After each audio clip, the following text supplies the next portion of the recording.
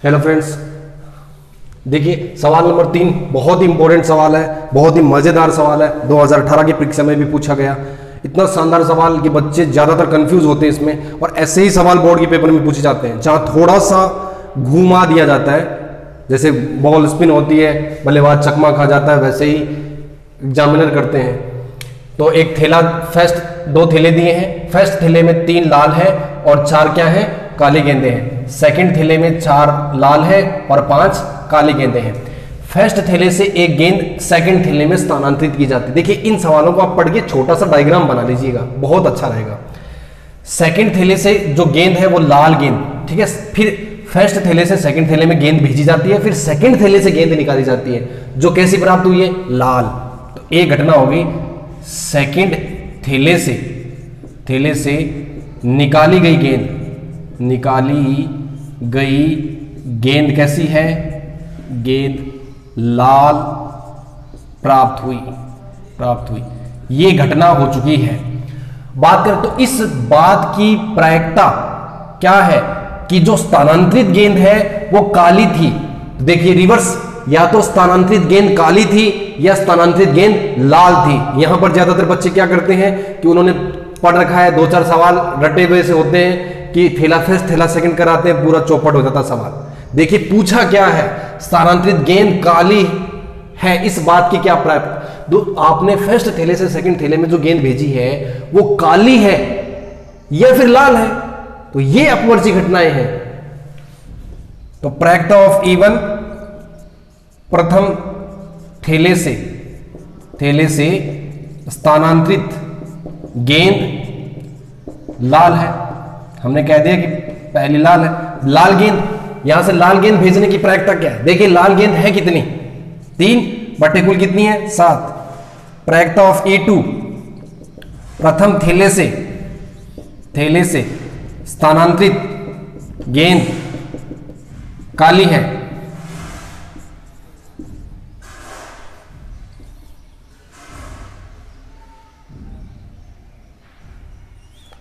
प्रथम थैले से स्थानांतरित गेंद क्या है, काली है, 4/7। आप डायग्राम बना लीजिए।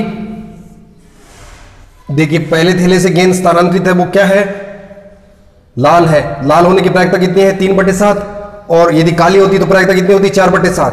यदि पहले थैले से लाल गेंद भेजी जाती है किसमें, दूसरे थैले में, तो दूसरे थैले में लाल गेंदों की संख्या कितनी हो जाती है, 5, और कुल गेंद कितनी, 10। तो 5/10, समझिएगा ध्यान से।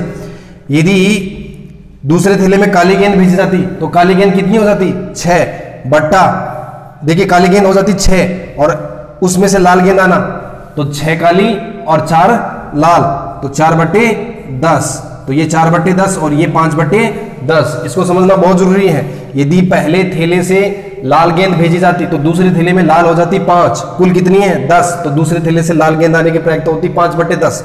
अब काली गेंद भेजी जाती तो काली 6 हो जाती, लाल कितनी है, 4/10। तो आप इसको ऐसे लिख सकते हो, प्रायिकता ऑफ A/E1 क्या है, प्रायिकता A/E1 कि फर्स्ट थैले से स्थानांतरित गेंद लाल है,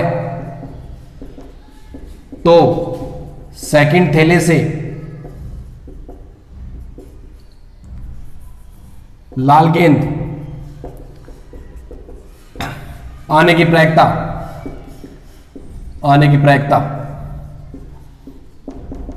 क्या होगी, 5/10।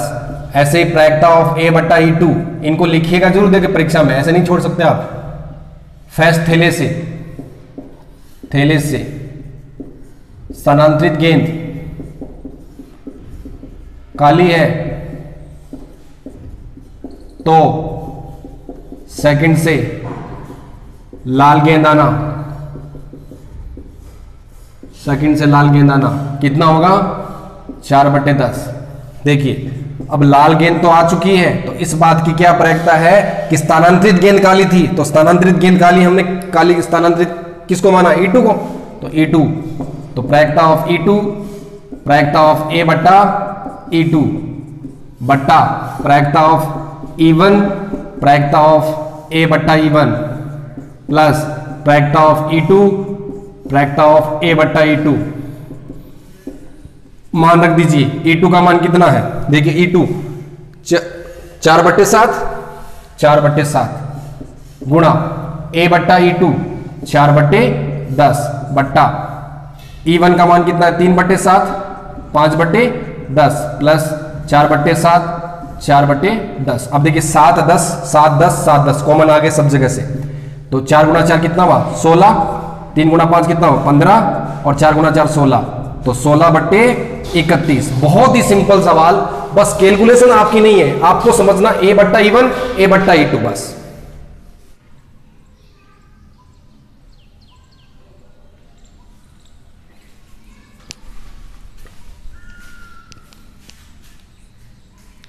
हेलो फ्रेंड्स, आप सभी का स्वागत है हमारे यूट्यूब चैनल न्यू इंडिया विवेक न्योल पर। आज हम बात करेंगे कक्षा 12।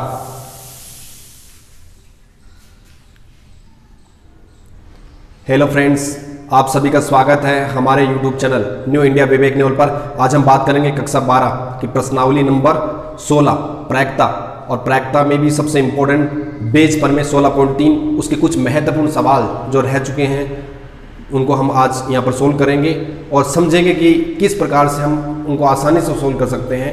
देखिए सवाल नंबर 5 क्या कह रहा है कि 3 सिक्के हैं, एक सिक्का है जिस पर दोनों तरफ चित है, दूसरा सिक्का है जिस पर एक में 75%, मतलब सिक्के को इस प्रकार सेट किया गया है कि उस पर 75% चित आने की संभावना है, और तीसरा अनभिन्नत सिक्का है। एक सिक्का यादृच्छिक चुना गया, सिक्के पर चित प्रकट हुआ, तो क्या प्रायिकता है कि दोनों चित वाला सिक्का था। इसका मतलब एक घटना हो चुकी है कि सिक्के पर क्या प्रकट हुआ है, सिक्के पर चित प्रकट हुआ है, चित प्रकट हुआ, सिक्के पर चित प्रकट हुआ। अब देखिए क्या प्रायिकता है कि दोनों चित वाला सिक्का था, या तो दोनों चित वाला सिक्का था, या फिर 75% चित वाला सिक्का था, या अनभिन्नत सिक्का था। तो देखिए आप सिक्के आपस में क्या हो गए, अपवर्जी हो गए। तो प्रायिकता ऑफ E1 फर्स्ट सिक्का क्या हो गया 1/3, प्रायिकता ऑफ E2 सेकंड सिक्का इसकी प्रायिकता कितनी होगी 1/3, प्रायिकता ऑफ E3 थर्ड सिक्का इसकी भी प्रायिकता कितनी होगी 1/3।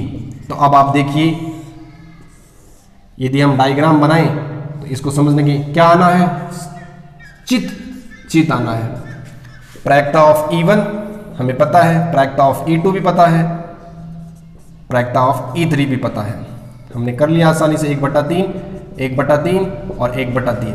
अब हम यदि प्रायिकता ऑफ A/E1 लिखें, इसका मतलब क्या है देखिए समझिए कि पहला सिक्का तो उस पर चित आने की संभावना, पहले सिक्के पर दोनों तरफ चित है तो चित ही आएगा। प्रायिकता ऑफ A/E2 इसका मतलब क्या है कि दूसरे सिक्के पर चित आना, तो दूसरे सिक्के पर चित आने की संभावना 75% है। परसेंटेज को हम ऐसे लिखेंगे तो 3/4 A/E3 इसका मतलब क्या है, तीसरे सिक्के पर चित आना, तो दोनों तरफ बराबर है पट और चित आने की संभावना, तो 1/2 हो गया। तो आप इनको लिख सकते हो हिंदी में A/E1 फर्स्ट सिक्के पर चित आना, फर्स्ट सिक्के पर चित आना, तो क्या है एक प्रायिकता ऑफ A/E2 सेकंड सिक्के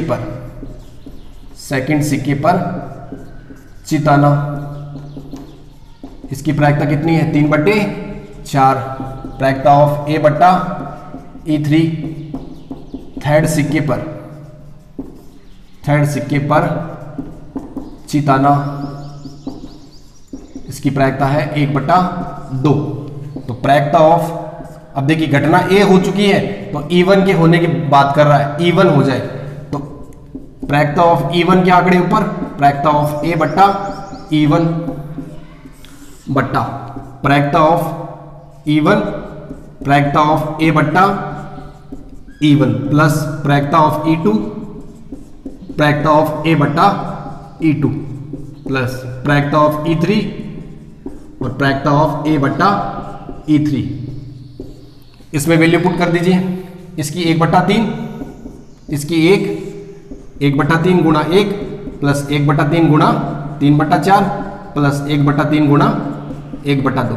देखिए 1/3 कॉमन आ रहा है, कैंसिल हो गया, ऊपर बचा 1 नीचे बचा 1 प्लस 3/4 प्लस 1/2।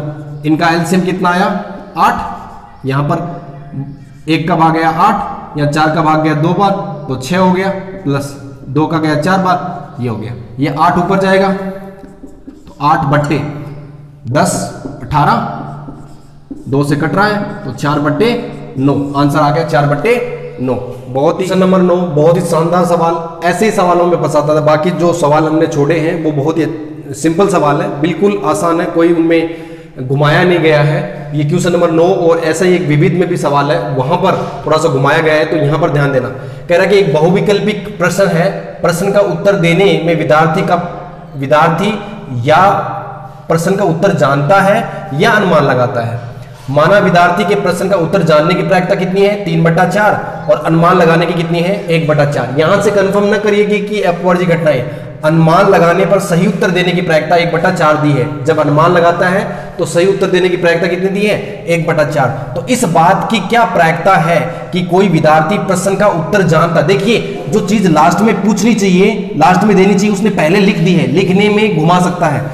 तो यदि ये ज्ञात है कि उसने सही उत्तर दिया, देखिए घटना कौन सी हो चुकी है, ये ज्ञात है कि उसने सही उत्तर दिया है, तो ए हो गई विद्यार्थी ने सही उत्तर दिया है, सही उत्तर दिया है, विद्यार्थी ने सही उत्तर दिया है। अब एक घटना हो गई है विद्यार्थी ने सही उत्तर दिया है, तो ये रिवर्स में क्या पूछा है, कोई विद्यार्थी प्रश्न का उत्तर जानता है, या तो प्रश्न का उत्तर जानता है या प्रश्न का अनुमान लगाया है, ऊपर दोनों बातें दी हैं। तो E1 है प्रश्न का उत्तर जानता है, प्रश्न का उत्तर जानता है। देखिए बस इतनी सी बातें आपको समझनी है। तो प्रश्न का उत्तर जानने की प्रायिकता कितनी है 3/4। PE2 अनुमान लगाने की, अनुमान लगाने की कितनी है 1/4। अब आप डायग्राम दोनों बना सकते हो आराम से। देखिए सही उत्तर देता है प्रायिकता ऑफ E1, प्रायिकता ऑफ E2, प्रायिकता ऑफ E1 कितना है 3/4 और ये 1/4।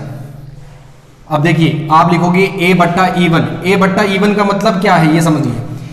विद्यार्थी प्रश्न का उत्तर जानता है तो उसके द्वारा सही देने की। देखिए कोई यदि प्रश्न का उत्तर जानता है तो वो गलत क्यों देगा, इसका मतलब जानता है तो हमेशा सही देगा, तो इसकी प्रायिकता कितनी होगी 1। देखिए ये दिया नहीं है, ये ऐसी चीजें ही आपके लिए 5 नंबर का काम कर जाती हैं, क्योंकि ये ऐसे सवाल में ये छोटी सी जो बात फंसी होती है ना, वो पूरा सवाल सही करवा देती है या गलत करवा देती है।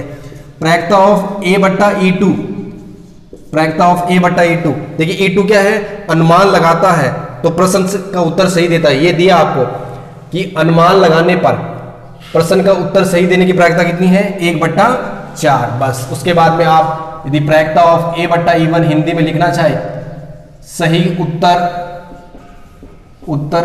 जानता है तो उसके द्वारा सही उत्तर देने की प्रायिकता, उत्तर देना कितना होगा 1। प्रायिकता ऑफ A/E2 अनुमान लगाकर सही उत्तर देना, अनुमान लगाकर सही उत्तर देना। तो अनुमान लगाकर सही उत्तर देने की प्रायिकता 1/4। विद्यार्थी ने सही उत्तर दे दिया है तो इस बात की क्या प्रायिकता है कि वह वास्तव में उसको उत्तर पता है। देखिए विद्यार्थी प्रश्न का उत्तर जानता है यदि उसने सही दिया है तो प्रायिकता ऑफ E1, प्रायिकता ऑफ A/E1 बट्टा प्रायिकता ऑफ E1, प्रायिकता ऑफ A/E1 प्लस प्रायिकता ऑफ E2, प्रायिकता ऑफ A/E2।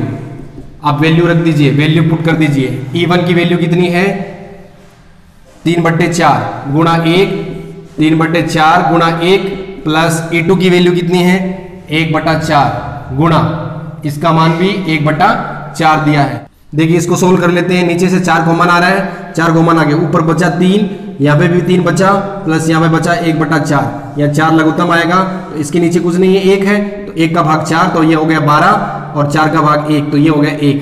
अब ये यहाँ से गुणा होगा कि नहीं होगा, 3 गुणा 4 12 और नीचे कितना हो गया 12 प्लस 1 कितना हो गया 13, तो 12/13। तो सही उत्तर देने की प्रायिकता कितनी होगी 12/13। देखिए सवाल नंबर 12 क्या कर रहा है कि एक लड़की है वो पासा उछालती है, यदि पासे पर 5 और 6 आता है तो वो फिर एक सिक्के को 3 बार उछालती है। ठीक है, पासे पर यदि 5 और 6 आता है तो सिक्के को 3 बार उछालती है, सिक्के को 3 बार उछालती है और चितों की संख्या को नोट करती है कि कितने चित आए, चितों की संख्या को नोट करती है। यदि 1 2 3 4 का अंक आए तो सिक्के को 1 बार उछालती है। यदि 1 2 3 4 का अंक आएगा तो सिक्के को 1 बार उछालेगी और पट वह चित नोट करती है। यदि उसे तथ्यतः एक चित प्राप्त हो तो देखिए एक घटना हो गई, लड़की को सिक्के पर तथ्यतः एक चित प्राप्त हुआ, एक चित प्राप्त हुआ। प्रैक्टा ऑफ E1 और E2 पहचानना है, तो उसके द्वारा उछाले गए पासे पर 1 2 3 4 प्राप्त होने की प्रैक्टा। तो पासे पर 1 2 3 4 आना या फिर पासे पर 5 6 आना, ये आपस में क्या हो गई, अपवर्जी। तो पासे पर 5 वह 6 आना। तो देखिए एक पासा उछालते हैं तो 1 से लेकर 6 तक के अंक आते हैं और 5 और 6 इसमें 2 अंक है, तो 2/6 मतलब 1/3। और प्रैक्टा ऑफ E2 पासे पर 1 2 3 या 4 आना, तो ये कितने हो गए, 4/6, तो 2/3। अब देखिए आप आराम से डायग्राम बना सकते हो इसका और वैल्यू पुट कर सकते हो। डायग्राम में क्या कहना चाह रहा है ये कि तथ्यतः एक चित आए, क्या है, एक चित। देखिए प्रैक्टा ऑफ E1 आपका कितना है, 1/3। प्रैक्टा ऑफ E2 कितना है, 2/3। प्रैक्टा ऑफ A/E1 समझना आपको क्या कहना चाहता है। देखिए क्या कहना चाहता है कि जब पासा फेंकता है तब 5 और 6 आते हैं, तो उसके बाद एक चित आने की प्रैक्टा, पासा फेंकता तो 5 और 6 आते, देखिए 5 और 6 आते हैं तो वो क्या करता है, 3 बार सिक्का उछालता है, सिक्के को 3 बार उछालता है। तो सिक्के को 3 बार उछालने से सैंपल स्पेस क्या बनेगा, HH HHT HTH THH HTT THT TTH और TTT, ये बनेगा, ये बनेगा। तो देखिए इसमें आपके पास एक चित कितने में है, एक चित, तो एक चित वाला ये रहा और ये रहा, तो मतलब 3 बट्टे टोटल कितने हैं, 8।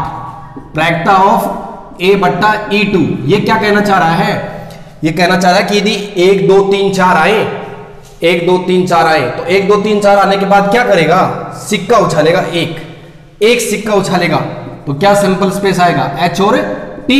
तो उसमें चित आने की प्रैक्टा कितनी हुई, 1/2, एक तथ्यता एक चित आने की। अब कह रहा है कि चित तो आ गया है, देखिए एक घटना हो चुकी है, चित तो आ गया है, तथ्यता एक चित है, तो इस बात की क्या प्रैक्टा है कि पासे पर, रिवर्स में पासे पर क्या आया था, पासे पर ये वाला E2 1 2 3 4, तो प्रैक्टा ऑफ E2 प्रैक्टा ऑफ A/E2 बट्टा प्रैक्टा ऑफ E1 प्रैक्टा ऑफ A/E1 प्लस प्रैक्टा ऑफ E2 प्रैक्टा ऑफ A/E2। वैल्यू पुट कर दीजिए।